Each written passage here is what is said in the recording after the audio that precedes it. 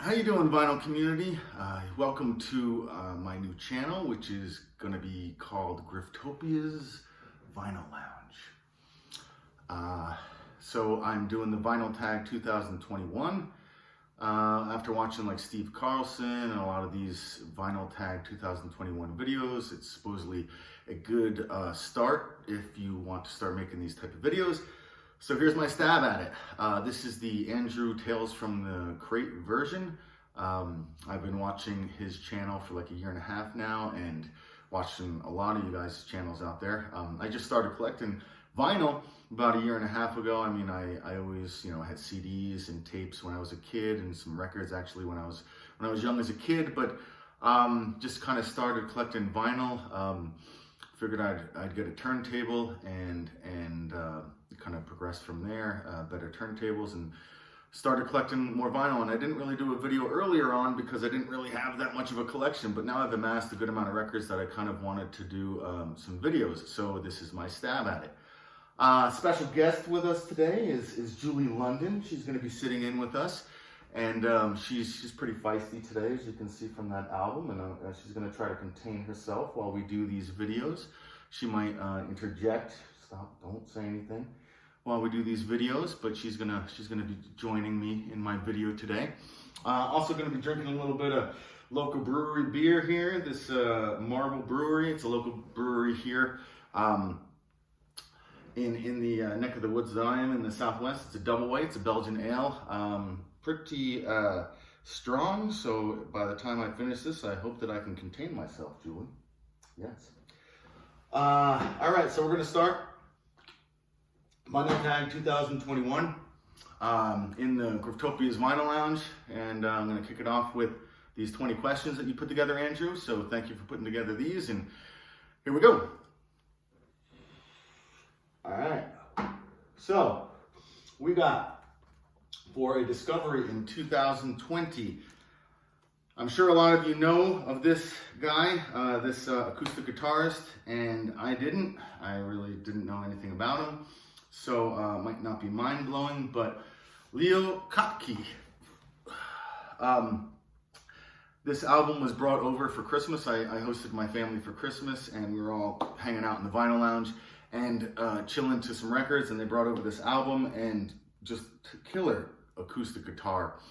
This is a compilation, the best of, and most of it, I know he does sing as well, but most of it is instrumental guitar. It was just great. It's great for like cooking dinner, great for chilling out. Really good acoustic guitar. If you like Friday Night in San Francisco with McLaughlin and Paco de Lucia and Al Di Meola, you'll probably like that one. I'm sure a lot of you guys are aware, but I wasn't aware. So that's a discovery of 2020 for me. A couple more just quickly. Betty Davis. Miles Davis's wife for about a year. Killer funk, just super funky. I think I learned about this by watching Noble Records, so thank you, Noble Records. Dylan at Noble Records. Just I only have her self-titled, and this is a Light in the Attic reissue. Wants the glare there, and I think I'll probably get her other two albums that she has, Nasty Girl, which is the third, and They Say I'm Different. Just killer. I put this on for my sister-in-law, and she just almost jumped out of her seat, like, what the heck is this? And killer, just awesome.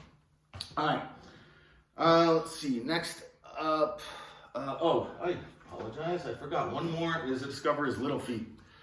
Never knew about Little Feat. Gonna stop the glare there a little bit. This is Waiting for Columbus, their live album, which is so good. I mean, I know that a lot of people know that this is a really good live set.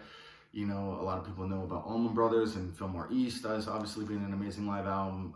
This is right up there for me. I sat down here one night, hanging out after work, chilling in this room, listening to vinyl, and it just felt like a concert in my room. Just so good, playing Juanita and Time as a Hero, and just so many good songs. So I never knew about Little Feat, just looking at all these albums with tomatoes on the cover and ducks and things. I didn't know anything about Little Feat, so late to the party there, but that's a discovery 2020. All right, moving on to Quarantine By. Let's see here. Is this was a Quarantine By that our state kind of Our state shut down for like 3 to 4 weeks. Most of the time I was able to go buy records if I wanted to and suit myself up and hand sanitizer and mask and everything. And so I braved it. But for about 3-4 weeks, I was hitting eBay and Discogs like most of you because couldn't go anywhere and everything was shut down. This is something I really wanted. Art Blakey Free For All. Discovered jazz in the last year and a half too, like just loving a lot of jazz, and so a lot of the stuff I'm going to show is going to be jazz mixed in with other things. Great album. He's on fire on this album. I mean, he's playing also, I mean, just what a lineup for the Jazz Messengers. You've got Freddie Hubbard on trumpet, Curtis Fuller on trombone, Wayne Shorter on sax, Cedar Walton on bass, Reginald Workman on drums, just I don't think I messed up. Just an amazing album. I'm sorry, Art Blakey on drums, what am I thinking about? Reginald Workman on bass, Cedar Walton on piano, Wayne Shorter on tenor sax, Curtis Fuller on trombone, and Freddie Hubbard on trumpet. But anyway, just amazing album, done in '64, you know, amongst civil rights movement things going on and racial inequality, and just, he was just on fire on this album. Just one of his best. I mean, I have a bunch of Art Blakey, but this album just stands out, just amazing. So I had to get it, and I figured in the quarantine, might as well pick up a really good copy. That is a Blue Note white label with Van Gelder stamp. Plays really well. Let's see here. Box set. Oh, I'm sorry, no. An LP you want to find in 2021. This album has eluded me. It's not mind-blowing as far as, like, you know, a lot of people have it. A lot of people know it's an amazing album. Maybe touted as one of his best, but I have not yet been able to find a good copy in the wild of Bob Dylan's Blood on the Tracks. I have brought one home, bought it, looked good in the store, played like crap on my turntable. I've missed out on a purchase where I was buying some other stuff and then saw a girl grab it out of a bin and was bringing it to the counter, and I was all pissed. But I was glad that she grabbed it. And then just another B copy. I just keep finding stuff that is just not in excellent condition. And I know I can get it on eBay and Discogs, and it's just really like a click of the button and done, but I really want to try to find it in the wild. So I want to try to find Bob Dylan, Blood on the Tracks album for 2021. Box set, I don't have one. I've been only collecting vinyl for like a year and a half. I've amassed a good amount of records, but I'm more into like spending 150, 200, 300 bucks on a bunch of records and all different genres and things, and just kind of building my collection. I don't have a box set. I mean, the closest thing I have to a box set right now is George Harrison's All Things Must Pass, which is in a box, but it's really not qualifying as a box set. So that's one I can't really answer, but maybe, you know, by next year, and if I do another vinyl tag, I'll probably have a box set. Let's see, concept album. Genesis. I don't know. I haven't seen all the vinyl tags, but I haven't seen anybody really show this album. But I'm sure there has been one. I didn't watch all the vinyl tags. There's tons of you guys out there doing vinyl tag 2021. This is Genesis.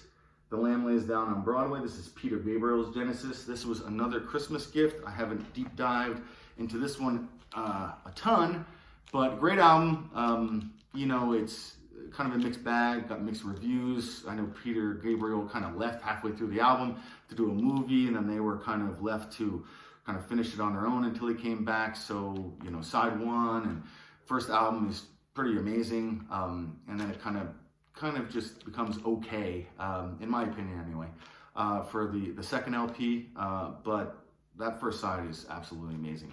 So Genesis for concept album, Lamb Lays Down on Broadway. For you know, they talk about, it's basically about a boy named Raoul who is kind of taking a journey through the city, bizarre journey. Don't know the whole backstory on it, but you guys, I'm sure, can look that up. But that is my concept album. An album where an artist changes directions. Okay, so we have, I know it's taken a while. I'll be with you in a little bit. Hold your horses. All right. I gotta calm her down a little bit. She's getting kind of feisty over there. Okay, so album where an artist changes directions. I went with Herbie Hancock, and he's changed direction a bunch of times. Jazz pianist, you know, most well known for, well, he has a solo career and he also he played with Miles Davis in the Second Great Quintet. So this is Empyrean Isles. This is kind of more traditional jazz, although he did do that song on here called The Egg, and which is pretty different and amazing and more avant-garde, but this is one of his older albums. I don't have Maiden Voyage yet. I'm actually waiting for the Blue Note Classic series to put that one out, and I'll probably grab that one because I just feel like their pressings obviously are amazing, and if I can get a good repress and get Maiden Voyage, might as well do it. But that was early on in his career, and then he changed directions with Fat Albert Rotunda, right here. If you can see it, there's not much glare. So this is 1969. He did this album for the Fat Albert cartoon series with, you know, some of the background music. Awesome album, real jazz funky. I mean, he went, you know, jazz fusion, funky kind of album. Wiggle Waggle is on this. Fat Mama, Oh Oh Here He Comes, Fat Albert Rotunda. I mean, all the songs just super jazz fusiony and funky, and so totally different direction. And he was always kind of changing things up. I mean, you know, he 5 years later or so he came out with Headhunters, which is iconic. But I kind of wanted to go with Fat Albert because this is really where he kind of changed directions, and this is real jazz fusiony. This is jazz fusiony and funky, and so it's kind of different than his earlier work on Blue Note. Fat Albert Rotunda is on Warner Brothers. Let's see here. White label promo. I don't usually seek out white label promos, and if there is one, I'll grab it. But I was looking for this artist. Actually, out here in the Southwest, there's not too much Blue Note. You can find it, but it's not like in abundance because it's not really where Blue Note had most of their albums on the East Coast. So, you know, they've drifted west, but there's just not that many. So I was looking for Jimmy Smith, and I can obviously pick some stuff up on Discogs and eBay, but I found this Verve copy of Got My Mojo Workin', which is when he went to Verve. He went there for some more money. He wanted to get a money grab and kind of make his career a little bit more financially stable than maybe working at Blue Note. There is the Verve white label promo right there, and you see it, it's pretty cool. I love the Verve logo anyway, and then on a white label promo, it's pretty awesome. Great album, fun for a party, really upbeat organ. It's arranged and conducted by Oliver Nelson. Kenny Burrell, one of my favorite jazz guitarists, is on guitar, and Grady Tate, which I'm not very familiar with, is on drums. But that's my white label promo. Alrighty, so compilation album. Alright, let's see. Alright. I'll get there. I'll get there. I know what you want to do, but I will get there. Just stop. Be a good guest. Boy, she is feisty. Alright.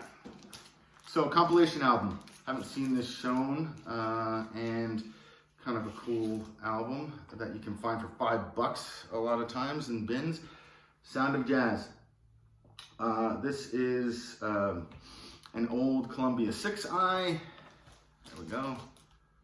And this is a first press. They didn't press that many anyway. But it is, you know, a CBS show that they made about jazz, and then they invited a whole bunch of artists in for the show, and then the next day they did the recording, which they left off Thelonious Monk, who I think was on the show, but contract restrictions, he couldn't do it. But it is just an amazing lineup. It's got Count Basie, Billie Holiday, Henry Red Allen, Jimmy Joffrey Trio. I love that tune on this album. Obviously, Jimmy Rushing, Mal Waldron does a great piano piece on it. Billie Holiday's Fine and Mellow is just amazing on this. It's also got Lester Young, Ben Webster, Coleman Hawkins, Roy Eldridge. Just a great compilation album. You know, the original sounds good. This one's a clean copy. I know the Analog Productions put out a reissue, which I might try to grab one of these days if they're still not back ordered or in stock. I'm sure that one will sound amazing, but that's my comp album. If you see it in the bins, pick it up. It's like $5. And if it's a really, a clean copy, it sounds amazing. If you're into kind of Billie Holiday and Mal Waldron and Lester Young and Ben Webster's type of saxophone playing, it's a great album. So let's see here. We've got album that tells a story. Try to be quick with this. Miles Davis, Jack Johnson. When you're trying to get into jazz, or you're starting to get into jazz, obviously a lot of people gravitate to grabbing some Miles. So when I was out in the stores, I grabbed Jack Johnson and I grabbed In a Silent Way. And it was around birthday last year, not this year, but last year, 2019, I was going up to my brother's. We were having a little birthday celebration. I brought these albums. He was like psyched. I brought some Miles that he didn't have. His brother-in-law was visiting, and he, loves music too. And we were talking records and talking music, and I threw this on, his brother-in-law and me were talking about how great of an album it is, and you have Right Off and Yesternow, and just like totally jammy and atmospheric, and we're just loving this album. And I go, man, this album is so great. Like, I don't even need like Bitches Brew. This is great. Bitches Brew is great, but this album is better. And and his brother-in-law is agreeing with me, and we're just sitting there talking, gushing over this album. My brother's cooking, and he's on the stove, and he turns back and he gives me that emoji look with like the no smile, just the line across the face. And we're drinking beers, and I didn't really think anything of it. We sit down for dinner, and it's my birthday, and obviously I'm gonna open up gifts, and I get something that looks like a record. I open it up, bam, Bitches Brew. My brother heard a few weeks ago that I wanted Bitches Brew, and he got me Bitches Brew for my birthday, and I just crapped all over it, which I won't do anymore. But I still love that I have Bitches Brew. I still love that album. I just was in the moment thinking about Jack Johnson, and it was just crapping all over Bitches Brew and just like totally pissing him off. So yeah, that's my story. Let's see here. Album that needs a vinyl pressing. Oh, I don't have it, obviously. I know, that was stupid. All right. I actually looked right before this video. I know that I thought that Fish didn't have a lot of vinyl pressings. It was in the CD days. But I looked on Acoustic Sounds, and they actually do have some pressings. Picture Nectar, Lawn Boy, Hoist, obviously. Billy Breeze. A lot of stuff has been repressed on vinyl, but they didn't have Rift or Junta. I was a big Fish fan in my high school days. I was kind of that generation that was kind of into Fish in the early and mid 90s in high school and starting college and stuff. So loved going to Fish shows, listening to Fish at parties, and I don't think that they have those out, but if they do, correct me in the comments below. Maybe they do and I just missed it, but so maybe that question is null and void. Otherwise, I don't know. I don't follow it that much as far as what needs a vinyl pressing. There's been so much pressed on MoFi and early MoFi 80s series editions and just regular represses in general. I don't know. Common album and uncommon album. All right, let's see here. This one's different. I know that a lot of people are doing, Whipped Cream and some of the ones you see in the dollar bins and Rod Stewart and just stuff that you see all the time. This one is too. You see it all the time for under $10. You're always seeing it. It's a great 70s, mainly 70s. Bass guitarist Stanley Clarke, self-titled. You'll see this all the time in the bins. Obviously, it sold pretty well because it's everywhere. Killer album. I mean, the bass on this is just amazing. Stanley Clarke, Jan Hammer, Tony Williams, Bill Connors on electric and acoustic guitar.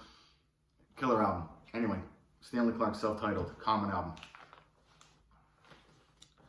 Next one is gonna be the uncommon album. This one, I think it's uncommon. I mean, on Discogs, there's not many being sold, and I don't hear too many people talking about it. So, ECM recording, Richard Barak Elm with George Mraz on bass and Jack DeJohnette on drums. Jack DeJohnette and Billy Cobham are like my favorite jazz fusion drummers from the 70s. This album is great.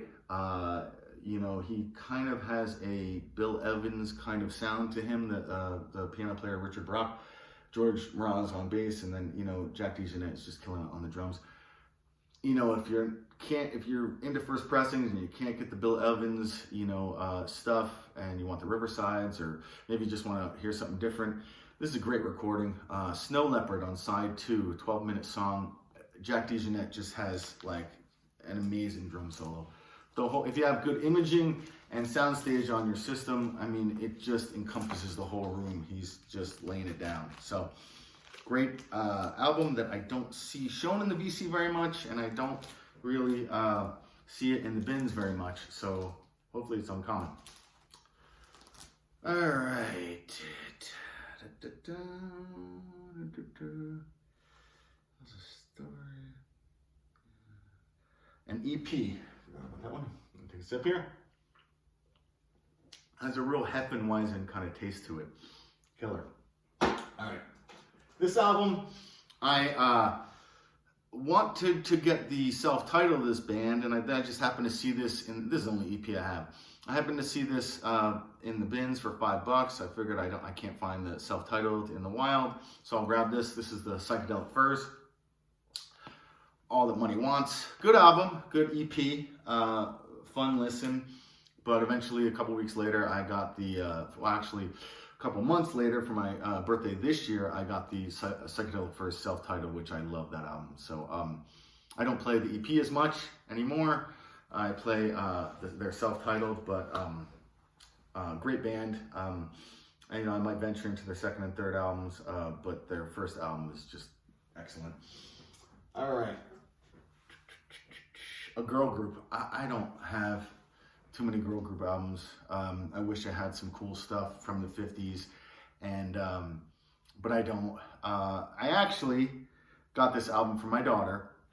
I was trying to get her, she's 12, and I was trying to get her into some music, and she does like, you know, Paramore, and I got her into Blondie, but I was buying this to try to get her into some 80s girl band rock, and then she didn't like it, and now it's mine, and it's a little embarrassing, but my girl group is the Bangles, Different Light, Susanna Hoffs, who's like, look at that picture, my God. Great album. I mean, it's like, you know, kind of one of their best. This is with Walk Like an Egyptian on it, which was all over MTV when I was a kid. Like everywhere, everybody's doing the darn Walk Like an Egyptian thing. And, you know, Susanna Hoffs and I can't remember. One of the ladies was from the Runaways, I thought. But anyway, great band. Great album. It's my girls band, girls group album, and maybe one day my daughter will like it. Yeah, I know. Susanna Hoffs is pretty, I know. But I know you think you're prettier, I know. God, okay. Let's see here. An album cover you love. I'm giving a few of these. I couldn't really pick one. There's some honorable mentions, and I'll actually give my first album cover that I love. So I'll just go through them real quick.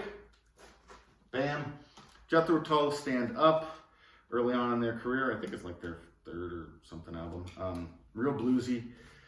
Got another gift for me. Killer album cover. Look at that. And obviously this is the one with the pop-up in the middle. It pops up and everything. Big pop-up of the band. Just look at that album cover though. Just killer. Love that. I love the album. Love the album cover. Excuse me. Ugh, a little bit. We'll try it again. Burp some more. So yeah. Love the album and the album cover. And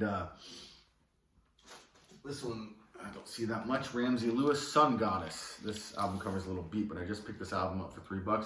Album is like in excellent shape. This is Ramsey Lewis in his funky days in the 70s. Sun Goddess. Look at that album cover. There's a little ring wear, but look at that album cover. Just killer. Good album, too. Really good album. That's one of his better ones. And then BOC, Blue Oyster Cult. This brings me back to my childhood with dinosaurs. This is Cultosaurus erectus. This is like, I think, like their 6th album. Really good. Side 1 is fantastic. Look at that album cover, though. Look at that dinosaur. Album cover I love. Just amazing. Look at that thing. And my final one, which is like my favorite, which is Frank Zappa, Hot Rats. Just, I read about the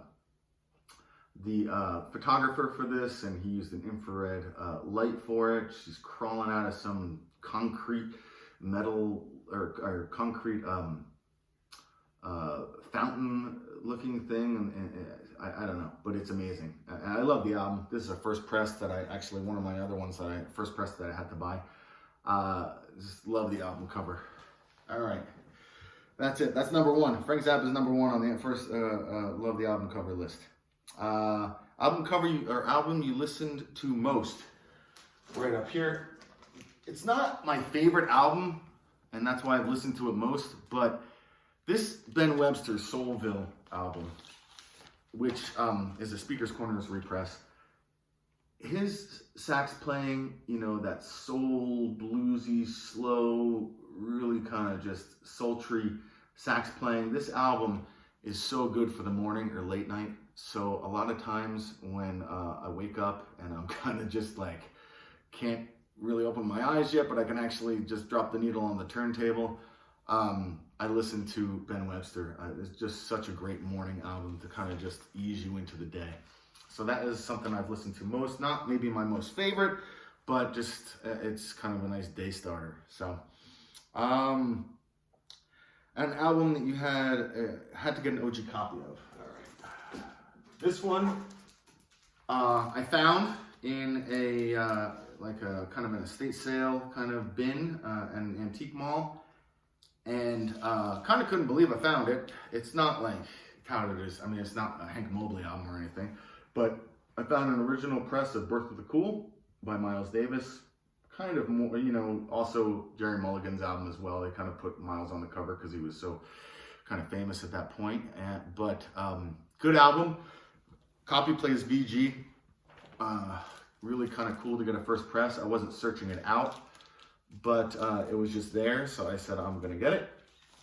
It's on that blue Capitol label, and got a really good price on it. It's kind of fun to have in the collection. I mean, it's not one of my favorite Miles albums or anything, but it is kind of culturally historical, and to find a first press is pretty cool. So that's my first press or OG copy that I had to get, Miles Davis, Birth of the Cool. And last album that you purchased, it was a novelty album, not an album that I really wanted to play very much, but I saw this and I just had to get it.